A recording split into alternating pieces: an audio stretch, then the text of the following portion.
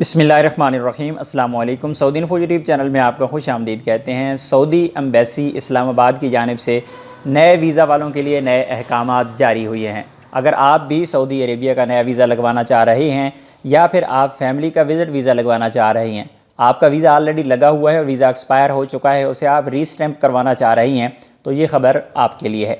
Saudi embassy की जानिब से यहाँ पर अहकामात जारी किए गए हैं और जितनी भी रिक्रूटमेंट एजेंसीज़ हैं, यानी जितने भी वीज़ा एजेंट हैं जो आपका वीज़ा आपको स्टैम्प करवा के देते हैं, ये अहकामात उनके लिए हैं। उनसे कहा गया है कि आप लोग इन अहकामात की पाबंदी करें, अदरवाइज़ आपका वीज़ा स्टैम्प नहीं होगा। इसमें क्लियरली कहा गया है कि कोई भी ऐसा बंदा जो वीज़ा स्टैम्प करवाना चाहता है उसका फुली वैक्सीनेटेड होना ज़रूरी है, यानी आपने सऊदी अरेबिया की अप्रूव्ड वैक्सीन लगवाई हुई है, तब ही आप ये फैसिलिटी हासिल कर सकते हैं, यानी नया वीज़ा लगवा सकते हैं।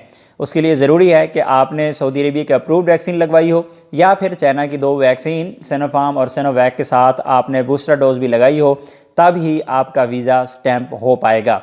उसके लिए नादरा का जो सर्टिफिकेट है वो नए वीज़ा के साथ पेश करना होगा, तब ही सऊदी एम्बेसी आपका वीज़ा स्टैम्प करेगी, अदरवाइज़ आपका नया वीज़ा स्टैम्प नहीं होगा।